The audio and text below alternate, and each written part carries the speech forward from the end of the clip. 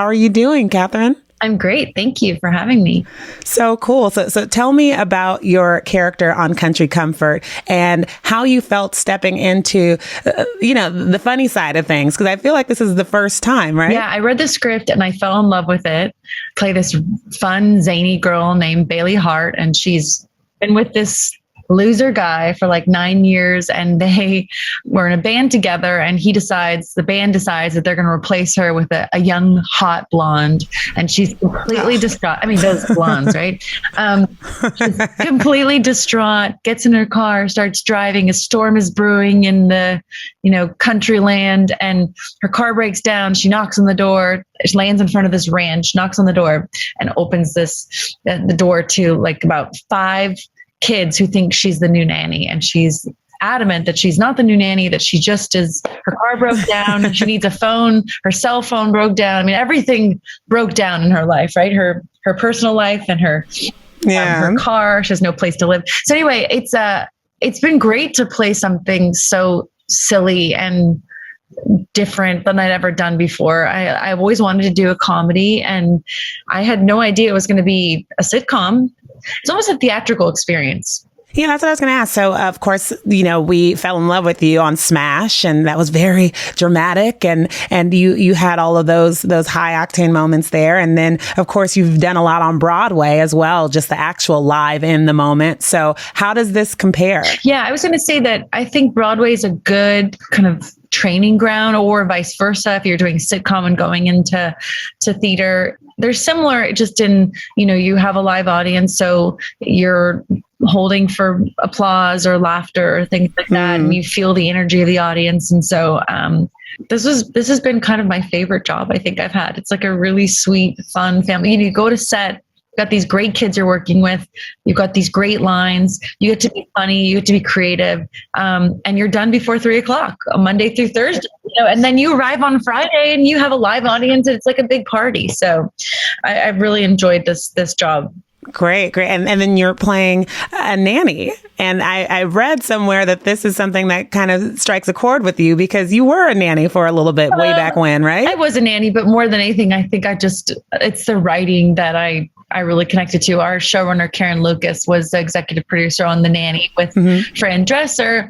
Oh my God, I love that show. I loved that show growing up. I mean, I loved like Family Matters. And do you remember on TGIF where they had all those sitcoms? It's just like a throwback to those great family sitcoms that you can literally just watch mindlessly and loving every moment of it. That's how I felt when I read the script. You talked about the schedule a little bit and how perfect that is. Oh my God. And I mentioned it, of course, with the timing. What are we, a month out, a month and a half into motherhood? 2 months out. 2 months? 2 months. Oh my God. This is the kind of dream show when you're a new mom and you want to just be home with your family, and you still want to have a great job and a fun job, fulfilling job. It's this kind of a show. The sitcom is, you get there at 8 a.m, 9 a.m, like any other workforce day, and you're done by, this is where it's not normal, is you're done by like 12 or 1 sometimes on a Monday. So it's a really family friendly show, but also as an actor, it's a family friendly show. You get to be home with your husband or your wife and be with your kids. So I'm a new mom, so it's exciting to be home with the little baby. I know. Well, we've been home for so long. I have an 8-month-old wow. right now. And so even in doing this, I'm able to be home and I have the pumping stuff behind where you can't even see it. Of course. So how's it going? How are you feeling? How are you doing? I'm doing great. Mom to mom. That's just kind of fun. There's so many different types of experiences that women have, like some women, it's really, really hard for them in the beginning and then it gets easier. Yeah. That was for you. And for me, it's not been that. I mean, I've just been really lucky. Like the breastfeeding has been easy for me. And some women, it's really hard. And I mean, my poor sister had that, like mastitis. She got infections. Women get, you got again, raising my hand. I know. I mean, it's horrible. And I don't want to jinx it, but I've just been really lucky. Oh, that's wonderful. Yeah. So I like to tell my side of the story because you hear sometimes from so many women have bad experiences and women are like terrified to have a kid, and I've just had a really nice experience. So but every baby's different.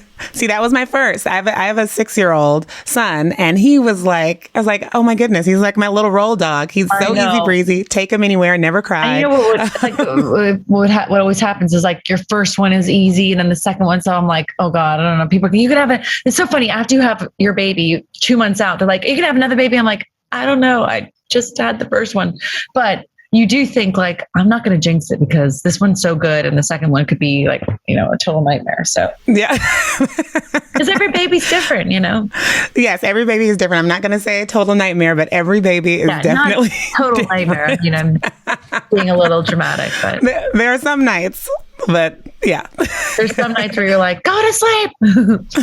Yes. And how is Dad? How is David helping? I mean, he has daughters and yeah, how's he doing? David's doing great. He's always walking into a room like saying, where's my baby? Where's my baby? He wants to hold the baby all the time. And I love that. Yeah. Do you guys have any plans for Mother's Day? We are actually going out of town with some friends. So on a little vacation, and nice. We're going to bring the baby, and so we're going to get out of town. Cool. And then just tell me about what we can look forward to, people who are binging or you're going to take it like, day by day. Like, what can we look forward to in the show? Oh, I say just binge that show. It's such an easy show to watch. I mean, historically, I watch things back that I've shot, like different series and things like that. I used to say like, oh, I can't watch myself, but I think it's important to watch yourself. Like for me, I learn things when I watch myself back. So I was a little bit like, oh God, I better watch the season, to see, I've got to promote the show and it's going to be painful. And maybe it's just me getting older and appreciating myself and my body more. I don't know what it is, but I like to think that it's just because the show is really great.